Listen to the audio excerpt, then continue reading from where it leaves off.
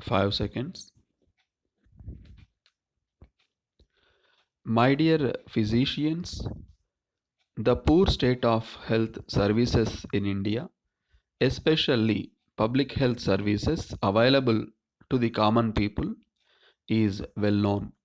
So, the findings of the study done by the world's leading medical journal, The Lancet, which do not show India's healthcare facilities in a good light, may not surprise anyone. The survey, undertaken and written by renowned international experts, is to be published in the forthcoming issue of the journal. The editor in chief of the journal has, in an interview, criticized the government for not taking health care seriously. He wants India to take health as an issue of national security, but finds that there are no new policies, ideas, public commitment, or necessary financial support to the health sector. He has warned that India's economy will become unsustainable when increasing population combines with poor health services. India spends only about 1% of its gross domestic product on public health, while other countries spend even multiples of that. The allocations, low as they are not well spent, with wrong priorities and corruption taking away much from their utility. Reducing child and material health mortality, prevention of communicable diseases, access to basic and affordable health facilities for even the poorest, and availability of specialized attention whenever needed are important requirements of a sound health care policy. But the country's record on them is not creditable. Moreover, the contrast between the lack of investment in the public health system and the unregulated growth of the private health sector, which creates an imbalance and works against the interests and needs of the common people. The government has tried to counter the criticism by denying all points made by the editor, but its claims are not convincing. Marginal improvements in certain areas do not mean a general improvement in health care. It is true that some initiatives have been taken and they may continue, but they are not enough. Anyone living in India would rather agree with the editor than with the government on the issue. More importantly, there is a clear perception that healthcare has slipped in the government's priorities. Some of the magazine's contentions are supported by the findings of other agencies. Unfortunately, the government tends to see them as part of an international conspiracy to create political controversies, but no country can aspire for good days if it ignores public health. However, in a yet another aspect, that is, India Africa ties touch a new high. Government deserves highness. In fact, the just concluded India Africa summit at New Delhi was a resounding success.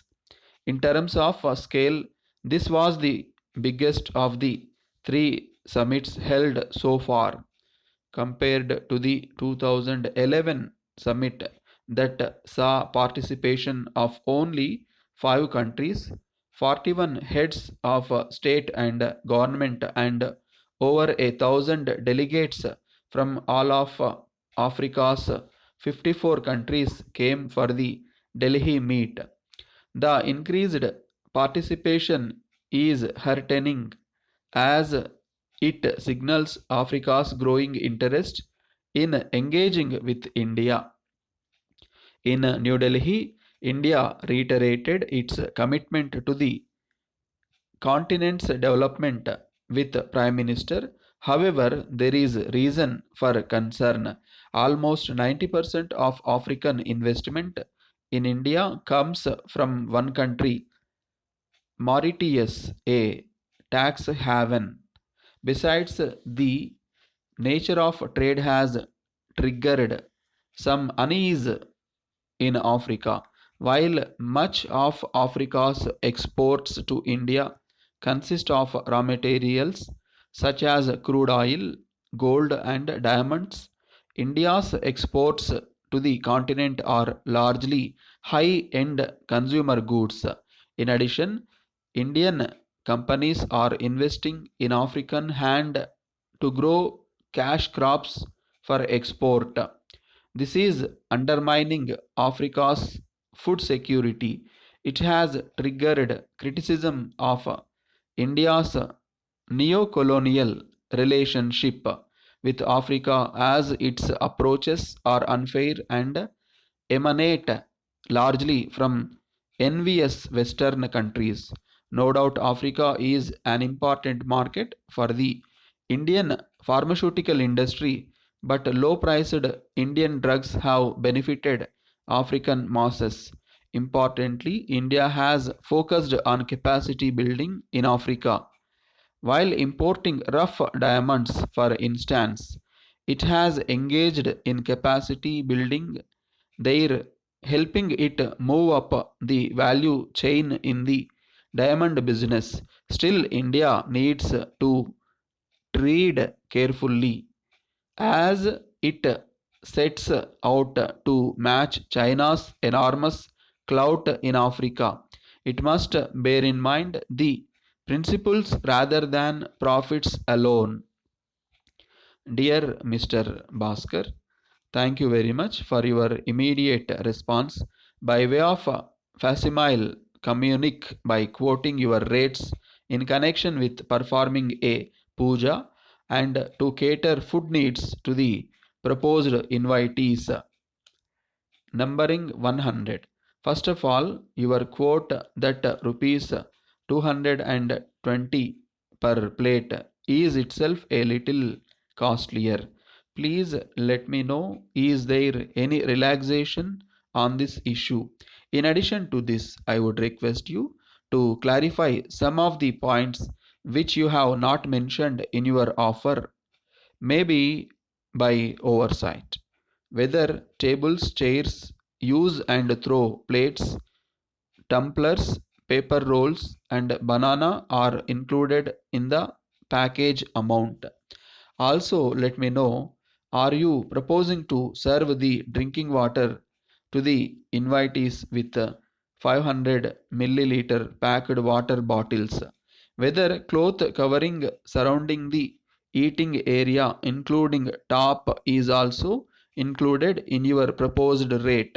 Will it be possible to serve the food on plantain leaf instead of user friendly plates? Can you include another sweet for serving in addition to the one you have already agreed without charging extra? Will it be possible to serve the food with uniform by your team? If so, is there any extra cost to be included in the proposed rate? What precautions you propose to take to serve the food hot? Please let me know. In fact, your name has become a nickname for the delicious food and memorable functions. There are quite a good compliments that without Bhaskar, function is not a complete one. So I am eager to have your acceptance at an early date. Please also let me know what amount to be advanced in case you accept the proposal. Also, let us meet and finalize the deal. thanking you in advance. Yours very truly,